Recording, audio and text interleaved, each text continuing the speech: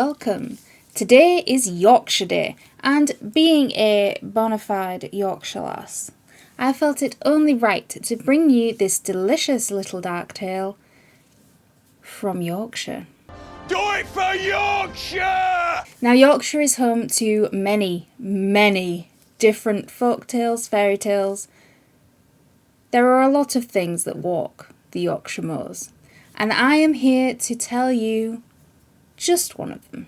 Now, as it is Yorkshire Day, I have my Yorkshire tea. Is there any other, really? Tetley can get in the bin.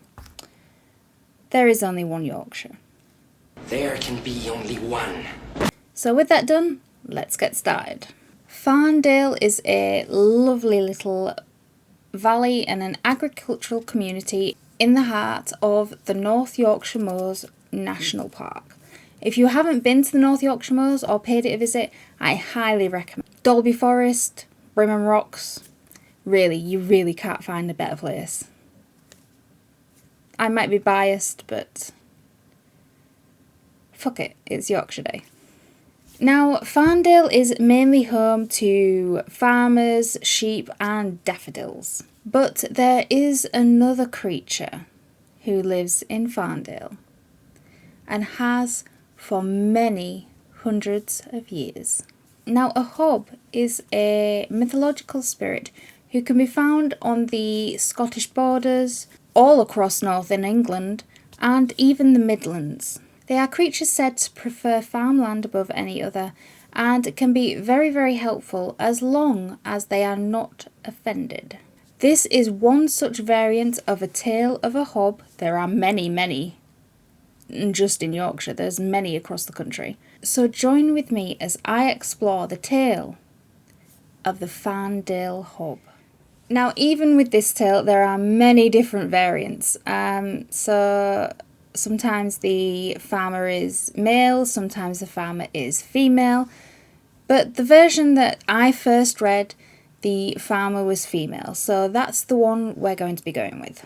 So this version starts with our farmer Jennifer and her husband, who live on an alright farm. It's doing alright for itself, and they have many happy years together. They have children.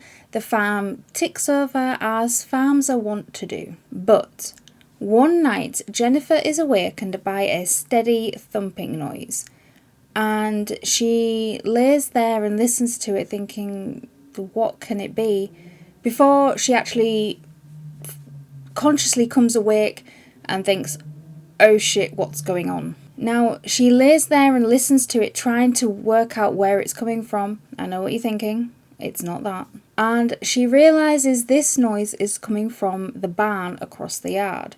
She wakes her husband, they wake the children, and they all end up in the living room together, trying to discuss what they should do. Should they go outside and confront whatever it is? Or should they batten down the hatches and wait until daylight?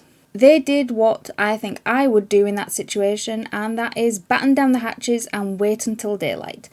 Because anything, and I mean anything, could be creeping around the moors farms in the dead of night. So they made sure that all the doors were locked, the windows were shut, and they huddled together until the sun rose across the meadows. And that is when they went to investigate. Now, when they cautiously made their way to the barn at sunrise, Jennifer and her family were amazed at what they saw. The thumping noise throughout the night had been the thresher. More corn had been threshed in one night than Jennifer and her husband could manage in 1 week. And there was no sign of anybody about. There were no footprints, there was no things moved, it was just done. Now, a little while later in the summer months, they woke one morning and found that all the sheep had been sheared in one single night. And another morning, nearer autumn, they awoke one morning and found out that all the hay had been mowed. Everything on the farm had been done. Now, the family got used to having this help, but they didn't know how to thank whoever or whatever was helping them out. Now, the next spring, the thumping noise started again, but this time they were not afraid, for they knew exactly who it was. But they didn't know how to thank their new worker. And they came to the conclusion that it was either fairies or hobs.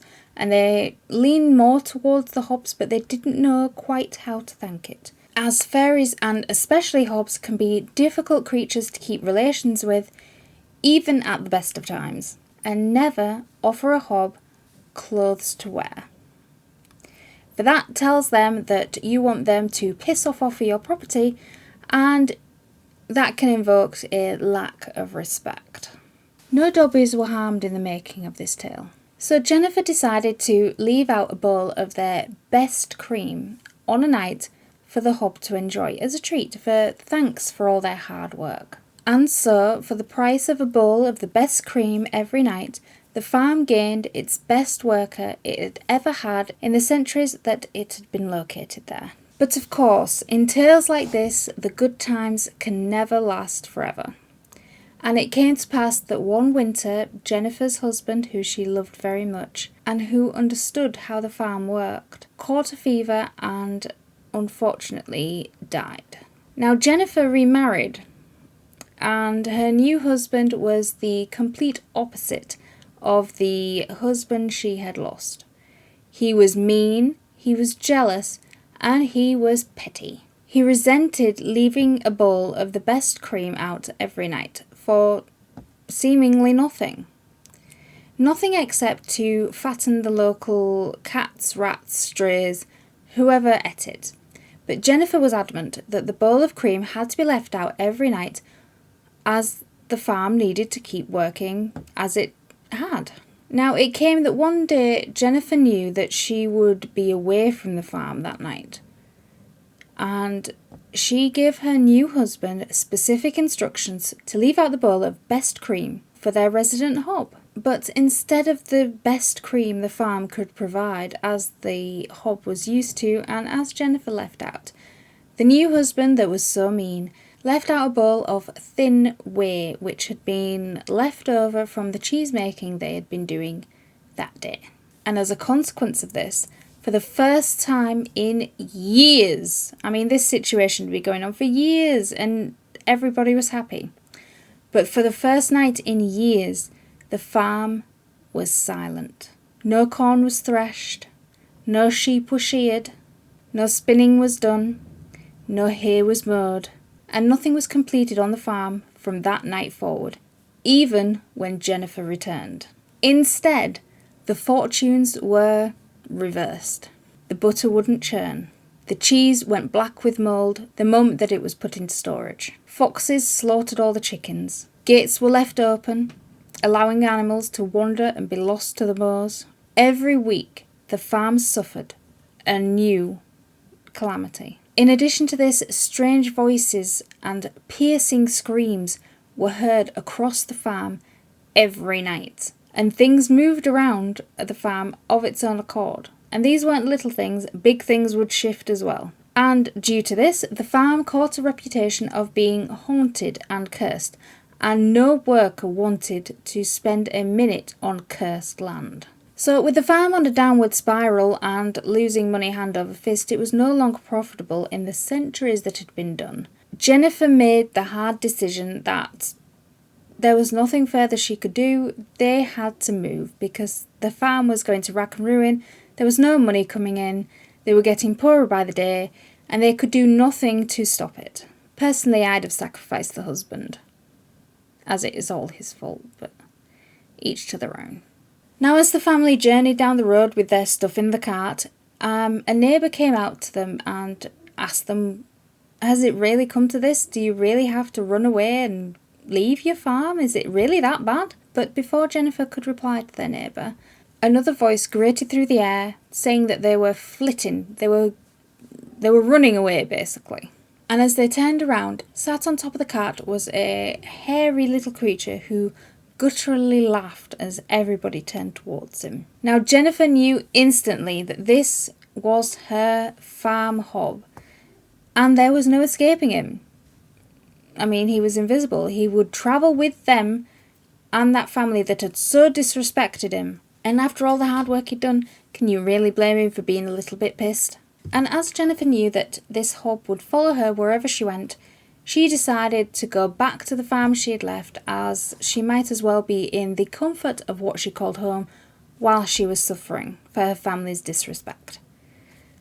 Again, why she didn't sacrifice her husband, I certainly would have done, but my hobs like me, so. So if you hear strange noises in the dark and think you may have a hob living with you, remember to treat the creature with the respect that it deserves and don't annoy him. And remember, if you make the journey to Farndale in the spring, which I highly recommend, and you caper merrily along its daffodil walks, beware of picking the daffodils, or you might just be left with something that is worse than a £5 fine at the end of it.